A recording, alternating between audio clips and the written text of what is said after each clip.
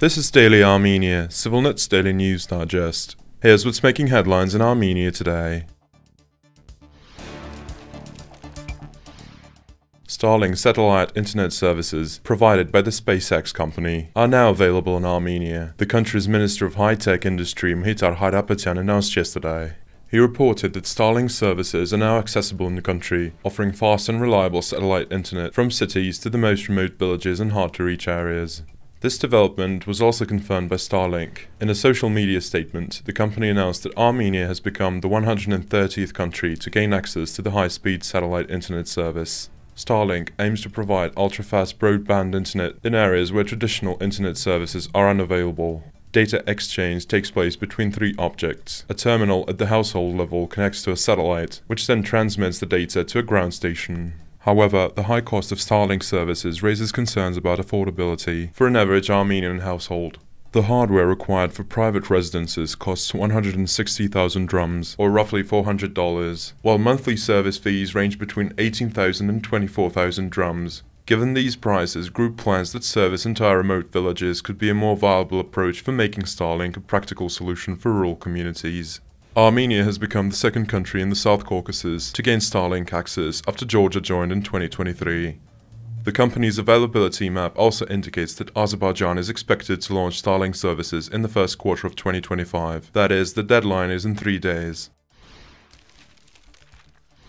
The Armenian government will significantly reduce financial assistance for displaced people from Nagorno-Karabakh, starting April 1st, raising concerns for thousands of families who fled following Azerbaijan's 2023 offensive and ethnic cleansing of the region.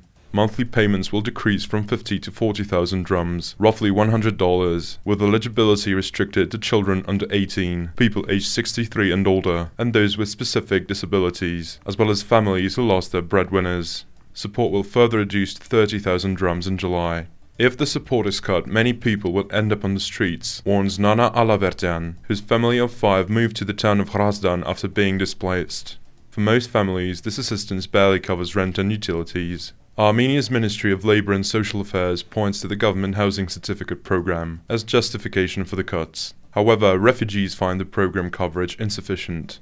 The amount provided by the certificate is so small that it's impossible to buy an apartment with it, Hayrapetyan explained. Displaced families face a difficult choice. Homes outside Yerevan are more affordable, but jobs are scarce, while the capital offers better employment but higher living costs. Many property owners also refuse to accept government certificates as payment. Community activist Liana Petrosyan has published recommendations urging the government to continue the current support indefinitely, review beneficiary lists, modify housing assistance requirements, and develop economic empowerment programs. She emphasized the need for realistic long-term programs to prevent increased emigration and maintain the possibility of an eventual return to Karabakh.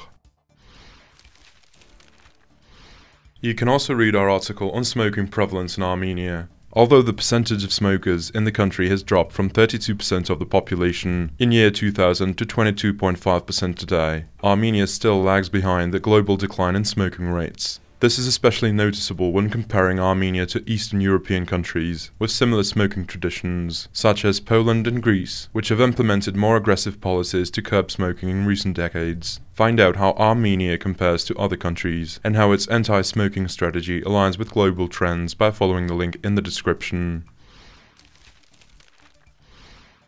And finally, the CivilNet number of the day is 112. That is because Nelson Stepanyan, a heroic World War II pilot, was born 112 years ago today. Stepanyan served with the Soviet Air Force, in which he flew no less than 239 combat sorties. Soviet sources report that he single-handedly sank 53 ships, while also destroying 80 tanks, 600 armored vehicles, and 27 aircraft. On a mission in December 1944, his squadron came under attack by German fighters over Latvia. Despite being wounded and his plane heavily damaged by anti-aircraft fire, Stepanyan made the ultimate sacrifice and deliberately crashed his plane into a fleet of German ships in a kamikaze attack. After Azerbaijani forces captured Stepanyan's hometown Shushi in Karabakh during the 2020 war, they destroyed his monument, just as they did with numerous other monuments to Soviet Armenian World War II figures across the region. And as always, please follow CivilNet for the latest news and independent reporting from our contributors on the ground here in Armenia.